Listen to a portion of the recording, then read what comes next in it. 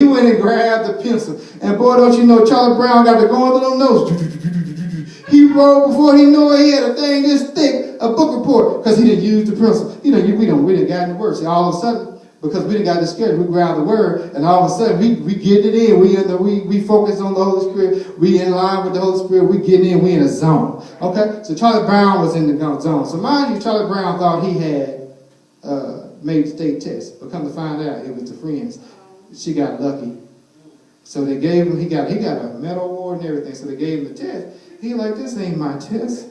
So he had to go and confess in front of all the kids that it wasn't his test. Mind you, both of them was just him and the other girl, they was just writing stuff down, guessing. But he knew it wasn't his writing. So anyway, he did that. So the friend, this one really smart friend he had, he said, well, Charlie Brown, at least you still got your book report. Charlie Brown said, yeah, I do. He read the book report. The genius, the guy was really genius. He said, man, this is the best book report I ever seen. He said, my high school brother didn't even write a book report this good. He said, so by this time, they done set the book report down on the teeter-totter. So a kid that came, so the little girl come to Charlie Brown like, another kid that came hit teeter-totter. And Charlie Brown sees the little girl, he puts a paper bag. Where he got a paper bag from, I don't know. He puts the paper bag on his head because he shot. He didn't want to see the little girl. And so the friend's like, yeah, this is Charlie Brown. He likes you so much. He cared about you so much. He wrote the book report. She said, that's so sweet. Where is it? So by this time, the book report is flying in the air. So mind you, they had a toy plane that they had set off that was still flying around the whole movie. So as the paper's in the air, the plane that came and tore up the book report into pieces.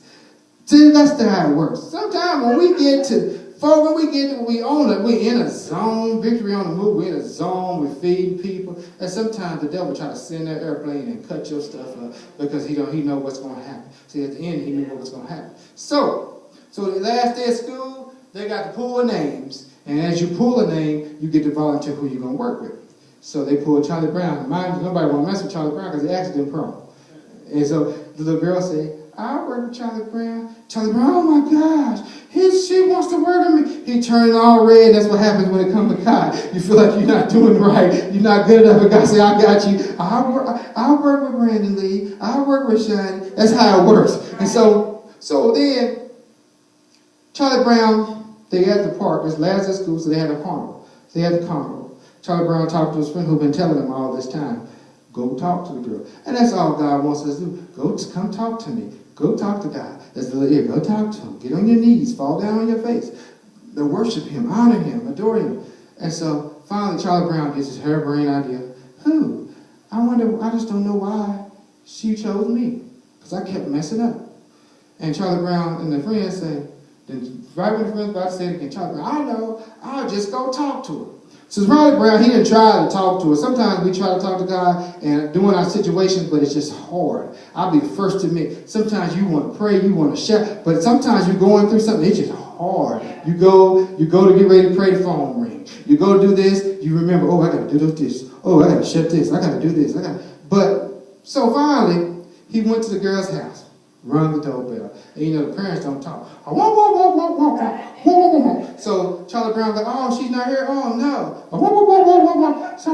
So she going to summer camp. Oh, I can catch her. She's at the school. Okay, thank you, ma'am. Nice to meet you. So Charlie Brown, he sees it through them. When we see the glory of God, we want to run. But there's obstacles in front of us. See, between him, the girl's house, and the school to catch the girl before she went to camp was the fair that they was having. So he had to run through all the game. He got hit by baseballs. He done got hit by arrows.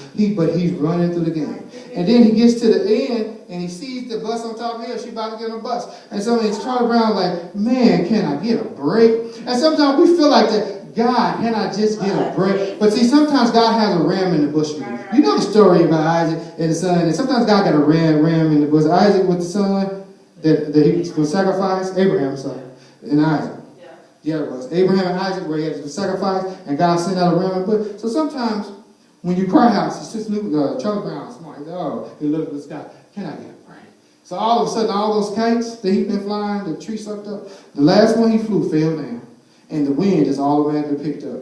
And so he had to hold the string. First of all, it wrapped around him. See, sometimes God will force you into your blessing when you ask him for help. So it wrapped his body around. The wind was so strong it carried him across the field. So he running, everybody like, Charlie Brown finally flying the kite. So all the people finally see in the midst of your blessing, there's people that's going to see you being blessed. Yeah. You see, they don't know what you're going through. They want to talk bad about you when you're going through the situation that you're going through. They want to say, oh, he always trying this. They was just trying to try. He ain't gonna never fly no kite. Why are you trying to fly a kite in the middle of the window? Why was he trying to fly? But he had to go. See, why are you doing? Why is Victory on the Move doing what they're doing with 4 people? But we got to go. So we're going to keep going. We may get stuck. That tree may eat up our kite. But one day we're going to say, Lord, can I get a break? And God's going to give us that break. It's going to fall down. It's going to wrap around us. And it's going to force us to our blessing. So Charlie Brown flying across. And they finally caught it. And they all his friends. People going to see it. And people going to be coming to the parks with us wanting to worship God. Oh, I like this thing. Can I catch on? And they trying to figure out, what you doing, Charlie Brown? So Charlie Brown going. And the kite going. And the girl just about her back foot almost on the bus step. And the kite hit her on her foot. Boom. And she said, what? She trying to, Charlie Brown. And see, that's what God do to you. He get in, he calls your attention. And he's like, oh, I've been waiting on you. And so Charlie Brown, he said, I just want to know, why'd you pick me? She said, well, Charlie Brown, I noticed things that you're doing. Oh, yeah, by the way, Charlie Brown was trying to impress her and went to a talent show, but his sister was running over. So they were booing his sister, so he played like he was a cow. So his sister could rope him. He didn't get to do his trick because he was going to win the talent show. And she said, well, I seen you, what you did for your sister. Not too many people do that. Okay? So God is saying, I see you when there's 3 or 4, and I see you worshiping me. Not too many people that do that. I see you crying before me. I see you sweating. I see you aching. I see you coming up here rain, sleet, or snow. Not too many people do that. I see you giving your offerings no matter what. I see you feeding people with 4 people when you only have 4 people and you need to feed yourself. I see you clothing people. God said nobody else will do that. So she said, I seen you do that. And then I seen, what did she say? I seen you write that book report for me. God is saying, I see you. I see you in the Word. I see you preaching. I see you teaching. I see you ministering. I see you encouraging people. Nobody else will do that for me. Some people will quit. Some people will give up. Some people will say, I can't do this. There's only us 2, 3, 4, and no more. What can I do? God said, I see you. And then the one little girl turned around and said, I like that quality in you. And she turned around and said, I'm going to be your pen pal while I'm at it. So this is what God is saying to you. I'm going to be your pen pal. You know what I was going to say, Rich? I'm going to say that's what God said. See, you never know what God going to say to you. God said, I'm going to be your pen pal while you going through what you're going through. So that word, she was saying, while you waiting here for me to come back for the summer, I'm going to write you every day. So God is saying, while you're waiting for me to go ahead and bless you with this breakthrough, with this abundance of blessing, with this financial blessing, with this blessing of people, I'm going to be your pen pal. I'm going to take care of you. I'm going to encourage you. I'm continue to send these little small blessings your way. But all I want you to do, Charlie Brown was happy. He was jumping up and down. He was doing the jump kicks and everything. He would turn flips, somersaults. But God is saying, all I want you to do is continue to praise me. All I want you to do is continue to worship me. Let me get back to the scripture and I'm done. Isaiah 40:31. It says, but see, sometimes you got to wait. See, Charlie Brown was a little patient. He kept working toward getting to his goal. And that's what God is saying. I want you to be patient. They that wait upon the Lord, he shall renew their strength. Come on, let me break this down for you. If you wait, sometimes Shirley, she said, I don't mind waiting. I don't mind waiting. So you wait with a good spirit. You wait with a humble spirit. You wait with a non-complaining spirit. You wait with a spirit that's rejoicing no matter what. They that wait on the Lord, he shall renew their strength. Somebody said, renew. I'm waiting, Lord, renew my strength. I was asking God this morning, Lord, please renew my strength because I'm tired. I know you, Mom, that you was tired. You worked all night. I woke up on that side of the bed. I said, Lord, why are you getting me up at 7 o'clock, first of all? But God said, they that wait upon the Lord, he shall renew their strength. Check this out. He just won't renew your strength. He just won't renew you. Renewed strength is good. I can remember back in a long, long time ago when I used to lift weights. And sometimes I have my strength, and sometimes I wouldn't, but then I get to the extra wind. But see, he won't just, you like that, didn't you, baby? He just won't renew that strength. He said, they shall mount up with wings. Somebody said, Lord, I want to mount up with wings, not just with any wings, as an eagle. I don't know if you've ever seen an eagle that soars to the sky, those big old, and so God is saying that if you wait on him, he's not only going to renew your strength, he's going to give you wings so you can, like an eagle, like eagles, y'all, like eagles, y'all. You remember that movie? Yeah, remember the Titans, y'all don't know that, that's a sports thing.